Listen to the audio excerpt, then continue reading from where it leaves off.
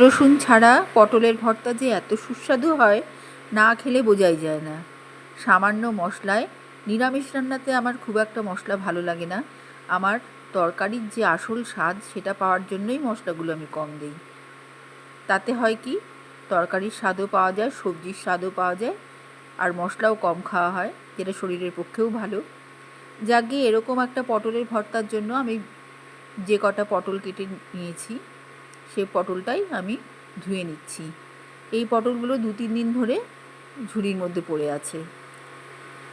কোনোটা একেবারেই খোসা ছাড়ানো, কোনোটা একটু খোসা রেখে দিয়েছি স্লাইসগুলোর মধ্যে। এখানে মৌরি নিয়েছি একটু ফোড়নের জন্য, গুটি কয়েক কাঁচা লঙ্কা হালকা তেলে হালকাভাবে ভাজা, তার সাথে পটল দিয়ে ভাজা। পটল ভাজাটার মধ্যে আমি কাঁচা লঙ্কা ছাড়া শুধু লবণ, হলুদ আর লঙ্কার গুঁড়ো দিয়েছি, আর দিয়েছি সামান্য চিনি। এই দিয়ে পটলটা মশলাতে একটু কষিয়ে নিচ্ছি। পুরোটা ভাজা হবে না, তাহলে তেলটাও বেশি লাগবে, ওই জন্য আমি পুরোটা ভাজিনি।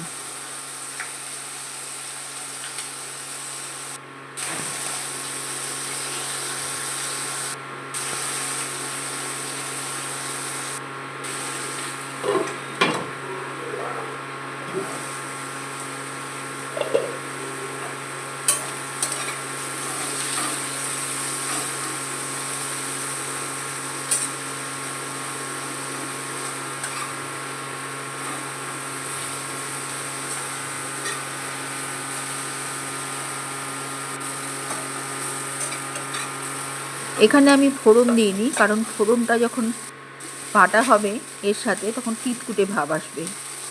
আমি এখানে একটু চিনি দিয়ে নিয়েছি, তবে ঝাল, নুন, মিষ্টি সম্পূর্ণ স্বাদে পটলটা বাটা হবে।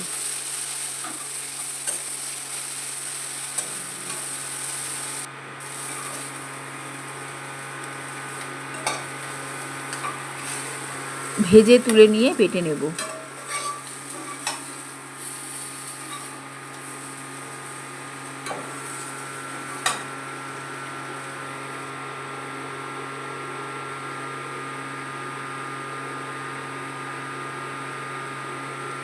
এখানে বেটে নিলাম পটলটা, এর মধ্যে ভাজা লঙ্কা আছে। ফোড়নের জন্য সামান্য তেল দিয়ে বেশ কিছুটা তেজপাতা দিলাম।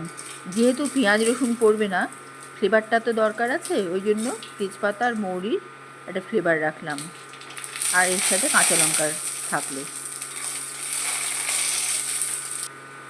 পুরো সুঘ্রাণ বেরোলে এর মধ্যে পটল বাটা দিয়ে দিব।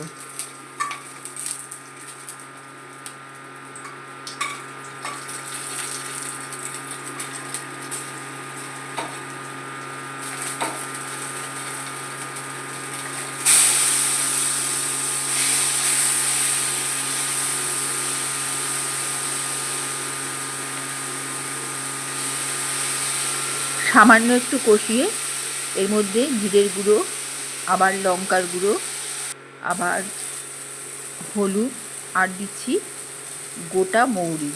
এই মৌরির ফ্লেভারটা এখানে ধরে রাখবে,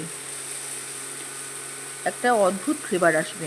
পেঁয়াজ রসুন দিয়ে যে আমরা খাই সেটাকেও টেক্কা দিবে এই ফ্লেভারযুক্ত পটলের ভর্তা। প্লেট ধোয়া জলটা দিয়ে দিলাম, যার মধ্যে মশলা ছিল। কিছুটা ভাজা লঙ্কা দিয়ে দিলাম।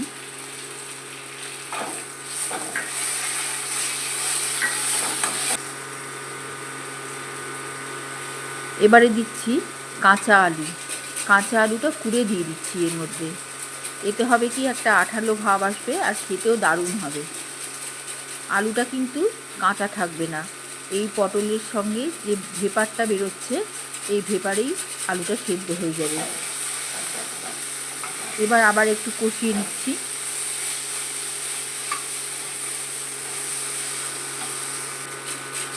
এই রান্নাগুলোতে একটু মিষ্টি মিষ্টি ভালো লাগে। কষিয়ে নিয়ে আমি আর একটু আলু তুলে দিচ্ছি এর মধ্যে, খেতে তারে বেশি ভালো লাগবে। আলুটা কাঁচা দিলাম বলে ভাববেন না যে কাঁচাই থেকে যাবে। আমি এর মধ্যে পরে একটু তেলও মিশিয়ে দেবো। এখানে একটু চিনি দিলাম আর একটু কাঁচা তেল দিলাম, দিয়ে নামিয়ে নেব নেড়ে চেড়ে। অপূর্ব স্বাদের এই পটল ভর্তা একবার খেয়ে দেখবেন। যারা পেঁয়াজ রসুন দিয়ে খান তারা নিরামিষের দিনে এই পটল ভর্তার অবশ্যই দেখবেন করতে ইচ্ছা করবে। তবে যাই হোক, অবশ্যই এটা বানিয়ে একদিন খেয়ে দেখবেন। ভালো থাকবেন। সাবেকি রান্নার অল্প মশলায় আস্বাদ পেতে চ্যানেলটির সঙ্গে থাকুন। অনেক নতুন নতুন মশলাবিহীন রান্না এতে খুঁজে পাবেন। চ্যানেলটি কিন্তু সাবস্ক্রাইব করতে হবে তার জন্য।